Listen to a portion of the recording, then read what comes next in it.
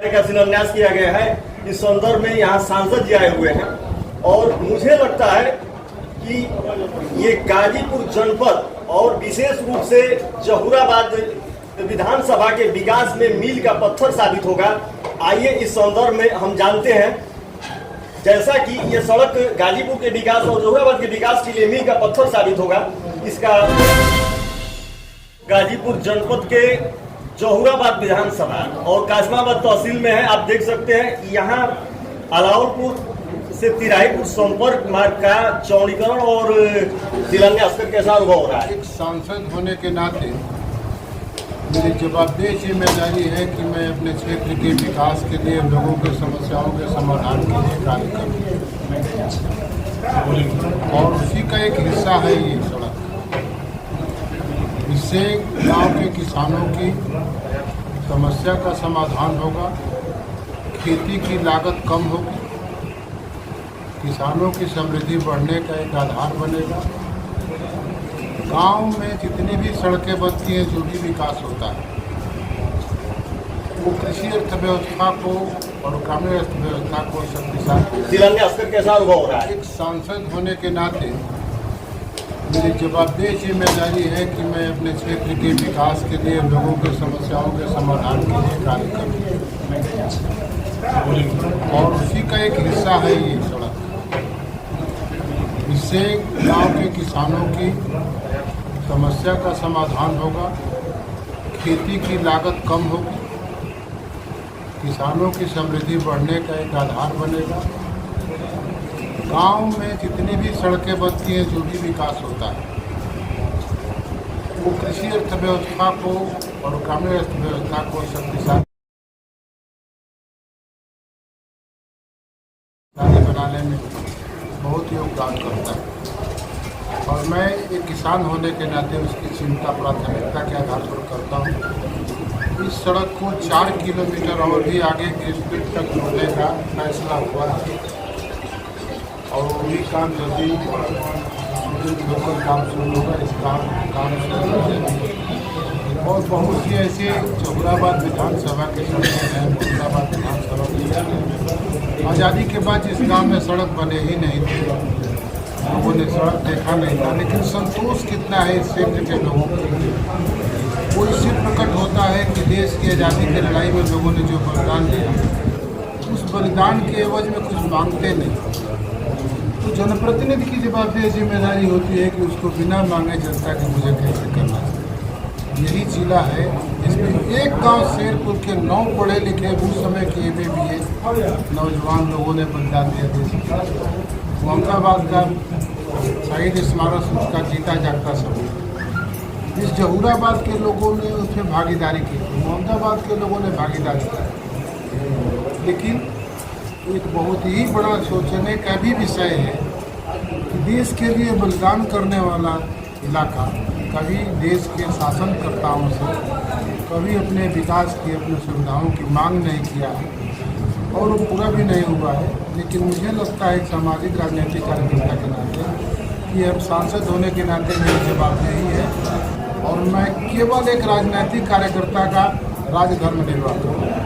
जैसा कि विपक्ष आरोप लगा रहा है कि सांसद जी चुनाव आने के समय जो है कि ये सब कार्य कराना शुरू किए, इसके पहले उनको नहीं आता, इसमें कितनी सत्यता मान करके चला जाए? विपक्ष के लोगों की तो बात नहीं है, आज से तो काम शुरू नहीं कराया हूँ। विपक्ष के लोग ही बता दें कि कौन काम किए, वही लोग बता दें कौन काम किए। और मैं जब से सांसद हुआ हूँ वो कौन काम मैं नहीं बताऊँगा जब तक वो नहीं बताएंगे। तो विपक्ष का आरोप लगा रहा है कि चुनाव के शर्त पर मैं कोई विकास का काम नहीं करता। ये दूसरे लोगों को, दूसरे बनावट के लोग होंगे जो करते होंगे। मैं एक सामाजिक राजनीतिक कार्यकर्ता के नाते अपना काम करता हूँ और चुनाव मेरे लिए विषय नहीं होता है। उन लोगों को बता दीजिएगा अगर बात करूँगा। विधायक मेरे विजुअल के माध्यम से वो देख भी सकते हैं। एक और विशेष प्रश्न है कि यहाँ जहूराबाद के विधायक ओम प्रकाश राजभर, जैसा कि वो अभी भारतीय जनता पार्टी या NDA में शामिल हुए हैं, आज उनका पोस्टर भी लगा हुआ था ना? जी लगा हुआ, बाहर उनका पोस्टर भी लगा हुआ था इस कार्यक्रम में आने के लिए, लेकिन वो दिखाई नहीं दिए। इस संदर्भ में क्या कहना चाहते हैं? दूसरा काम में किसी दूसरे कार्यक्रम में व्यस्त हो गए होंगे, पोस्टर लगा होगा तो पोस्टर के माध्यम से हम उपस्थिति या नहीं उपस्थिति के बारे में मुझसे मैं बहुत प्रार्थना पूर्वक करता हूँ कि मुझसे इस तरह की चिंता कभी मत करिएगा, न चर्चा करिएगा। एक चीज मैं जैसा कि एक बात पहले सुनिए, मैं उन लोगों में नहीं हूँ, बहुत प्रेस के लोगों से दिल्ली से देश भर में मैं घूमता रहता हूँ। मैं उन लोगों में नहीं हूँ कि विपक्ष के लोग ये कह रहे हैं कि सड़क नहीं बनाए तो नाली नहीं बनाए, मैं उन लोगों में नहीं हूँ। और मुझे ऐसे लोगों को जवाब देने की भी जरूरत नहीं होती है, उसकी जवाब समाज को ये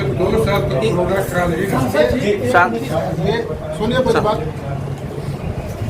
ओम प्रकाश राजभर से इस बात को सवाल करना चाहिए, वीरेंद्र सिंह से ये सवाल मत। इस रोड से काफ़ी लोग झेल रहे थे, अब इसका निजान हो चुका है। और इसी तरह से एक सिउरिया मठ बनना से अब 12 चोर बदहाली झेल रहा है और बार बार उसकी रिपेयरिंग की जा रही है सांसद जी, और फिर वही दशा हो जा रही है। इसको भी आप थोड़ी सी अगर उसकी सुंदरीकरण करा देते तो लोगों के लिए में क्या बताना चाहेंगे इस बारे में? वो सड़क स्वीकृत हो गई है, उस पर काम जी चलिए। सर जैसा कि किसान मोर्चा के आप राष्ट्रीय अध्यक्ष भी रह चुके हैं, तो एक तरफ से देखा जाए तो गाजीपुर जनपद कृषि प्रधान जनपद है, तो इसका भारत में कृषि प्रधान जनपद जी, इसका इस सड़क से या गाजीपुर जनपद के विकास से कृषि के विकास को किस रूप में जोड़ करके आप देखते हैं? आप किसान हैं? जी बिल्कुल, मैं किसान हूँ।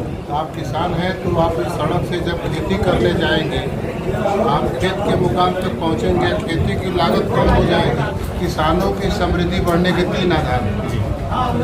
खेती की लागत कम हो, खेती का उत्पादन बढ़े और खेती के उत्पादन की लाभकारी कीमत मिले।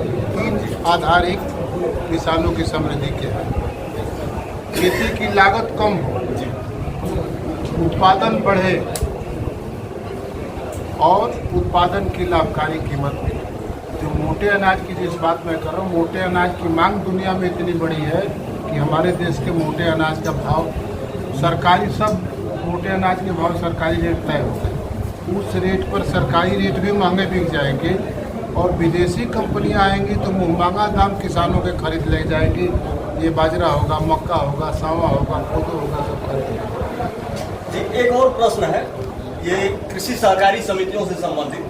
अभी कुछ दिन पूर्व मैं देखा कि किसान संघर्ष समितियां या किसानों से संबंधित जो दल है, वो इसके मुद्दे पर कि 51% उसमें मनोनयन किया जा रहा है और 49% पे चुनाव किया जा रहा है, इसको लेकर के वो लोग ज्ञापन दे रहे थे राष्ट्रपति के नाम से। तो इस संदर्भ में एक किसान नेता होने के नाते आप क्या कहना चाहते हैं? अभी पूरे इस बारे में व्यापक जानकारी मुझे नहीं है, जानकारी हो जाएगी तो मैं समझाऊंगा। बहुत बहुत धन्यवाद।